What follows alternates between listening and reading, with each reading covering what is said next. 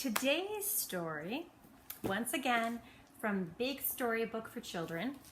And this one you may have heard before, but maybe just not this version. I don't know. This one is the story of Hansel and Gretel.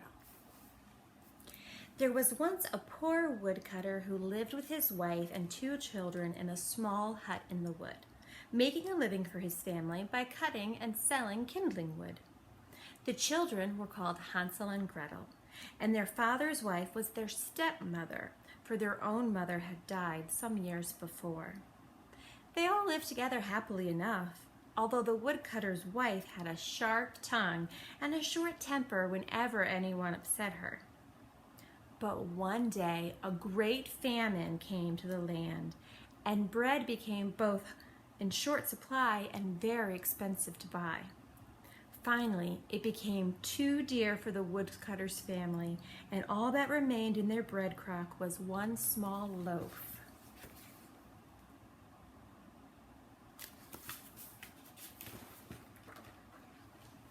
That night, as the woodcutter lay in bed, he said to his wife, "What is to become of us? How can we feed ourselves and the children? Soon we shall all starve." "Husband, tomorrow we must take the children out into the thickest part of the forest and leave them there to fend for themselves," said his wife. "Oh no, wife, we cannot do that. Wild beasts roam the forest and they might harm the children." But his wife argued and argued until at last, in order to just get some peace, the woodcutter sadly agreed to her plan. But in their tiny bedroom nearby, Hansel and Gretel had heard the conversation, and Gretel began to cry. "Don't worry, Gretel, everything will be all right," said her brother.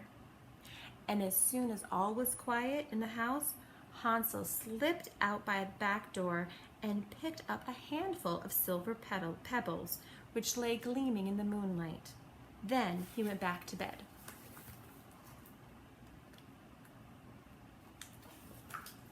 Early next morning, the children were awakened by their stepmother. "Hurry up and dress," she ordered crossly. "We are going into the wood to chop kindling to sell. Here is what little bread we have left, so eat it slowly." Gretel put the bread into her pocket of her apron because Hansel's pockets were filled with pebbles. So the little family set off. But as they walked, Hansel always seemed to be lagging behind. "Why are you so slow, boy?" called his stepmother. "Walk a little faster or it will be dusk before we reach the middle of the wood." "I am waving goodbye to my little white cat sitting on the top of our cottage roof," said Hansel. "You young simpleton, that's not your cat, it's the morning sun shining on the chimney," cried his stepmother. But Hansel was not really looking for his cat. He was making a little pathway with his pebbles.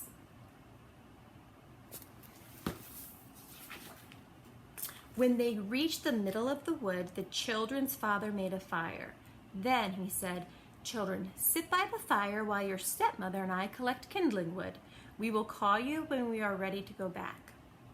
So Hansel and Gretel sat by the fire, sharing one piece of bread, content to hear the sound of their father's axe ringing nearby as he cut wood. But the fire made the children sleepy, and soon their eyes closed and they fell fast asleep. When they awoke, it was dark and they were quite alone. "Oh, Hansel, we shall never find our way home again," wept Gretel. "Yes, we will. The moon will guide us," replied Hansel. And they set off, following the pebble pathway, which shone like a narrow silver ribbon lit by the rays of the moon. Their father was overjoyed to see them back home safe and sound, and their stepmother also pretended to be pleased, but secretly she vowed that they should go into the forest again soon, and this time the children should not return. So the children's stepmother bided her time until the famine raged once more, and then, as she and her husband lay in bed one night, she said, "The time has come to take the children deeper into the wood. It is the only thing to do."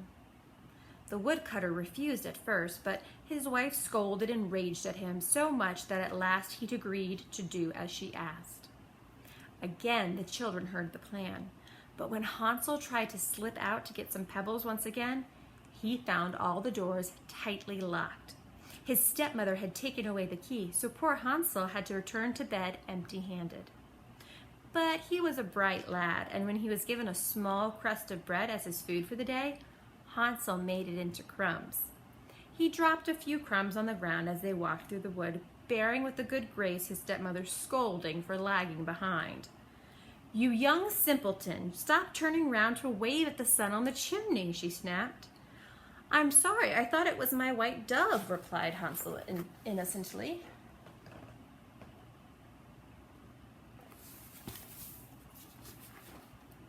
Once again, the woodcutter built a fire in the middle of a clearing in the wood, and he told his children to rest there and eat their bread. Gretel shared her bread with her brother, for Hansel had told her what he had done with his bread, and comforted in the belief that they could always find their way home, the two children drifted off into a sweet sleep. When they awoke, it was to find themselves once more alone, but unafraid this time. They set off to look for their bread pathway.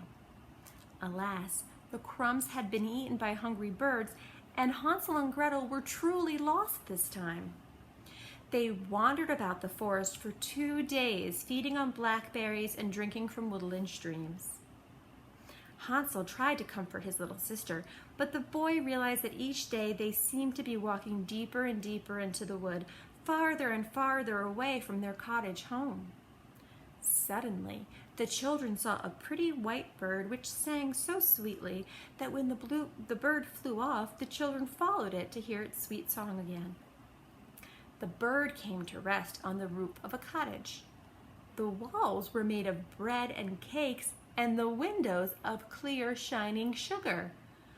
The hungry children could scarcely believe their good fortune, and they each broke off a piece of the house to eat. Gretel picked a roof cake, and Hansel took a piece of a sugar window.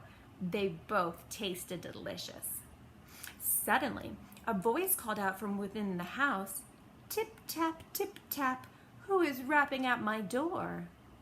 The children looked at each other, and then Hansel replied, the wind that blows through the air."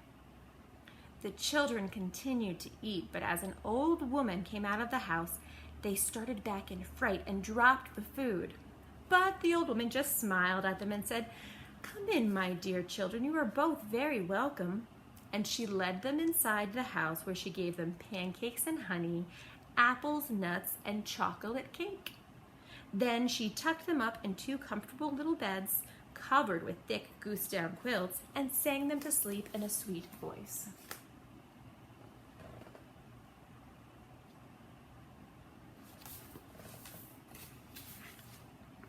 But the old woman was really a wicked old witch who enticed children to her house with sweetmeats so that she could imprison them and eat them when she'd fattened them up like geese.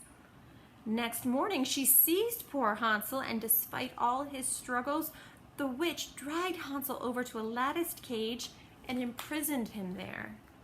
"I'm going to fatten up your brother first," said the witch, "so we must cook him lots of delicacies to tempt his appetite." And this she did, but all she gave poor Gretel was bread and water. Each day, the witch, who could not see very well, insisted on feeling Hansel's finger to see if he was getting fat. But Hansel always offered the witch a bone instead of his finger. Then the witch would keep him in the cage for another day. But after a few weeks, and Hansel seemingly as thin as ever, the witch lost her patience. "Fat or thin, he shall be my supper tonight," cried the witch. Poor Gretel started to cry, but the old witch made her stoke up the fire to heat the oven. "I will bake some bread first," cried the witch, kneading the dough vigorously. "Climb into the oven, Gretel, and see if it is hot enough yet." The wicked witch intended cooking the little girl along with the bread, but Gretel saw through the witch's plan. "Climb into the oven," cried Gretel, pretending to be very puzzled. "How do I do that, ma'am, if you please?" "Oh, you silly child, get out of the way, I will show you," replied the witch impatiently, and she pushed Gretel roughly out of the way as she climbed into the hot oven. In a trice, Gretel was behind her, and with all her strength, the little girl pushed hard until the witch fell right inside the oven. With a little cry of joy, Gretel banged the oven tightly shut so that the witch would never get out again.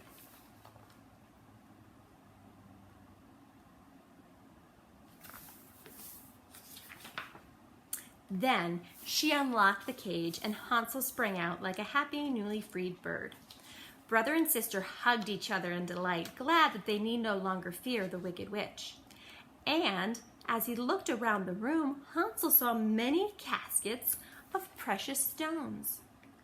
"These are better than pebbles," he cried, as he stuffed as many as he could into his pockets, while Gretel picked lots of pretty pearls and rubies and flashing diamonds to fill the pockets of her apron. "Let us try to get home now," said Hansel.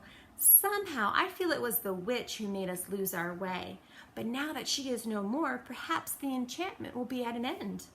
So once again, Hansel and Gretel set off to try and find their way home.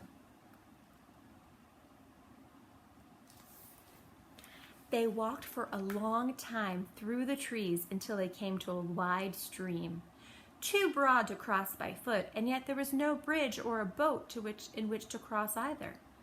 Through the tops of the trees, Gretel could see the curling smoke of a cottage chimney. "Hansel, I think that smoke is coming from our cottage." Yes, it is. I can see our cat asleep on the roof in the sun." "So can I," agreed her brother. "Oh, to think that we are nearly home at last, but how can we cross without stepping stones or a bridge?" Hansel looked about him, but his sister had already seen a little duck swimming near the opposite bank of the stream. Gretel called out softly, "Little duck, kind little duck, here Hansel and Gretel stand, with neither bridge nor stepping stones. Will you take us back to land?" "I will," quacked the duck. "I will carry you across on my back, one by one." First, he took Gretel over the water, and then he came back for Hansel.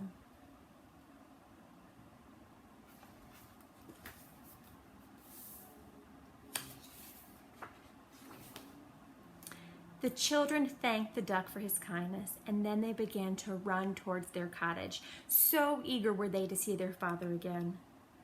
The woodcutter had not had one happy moment since he had left them in the wood. His wife had died, and he had thought himself all alone in the world, for he feared that wild beasts had ended the lives of his dear children. He was overjoyed to see them alive and well, and he listened in wonder at the tale they told of the witch and her cottage made of sweets and cake.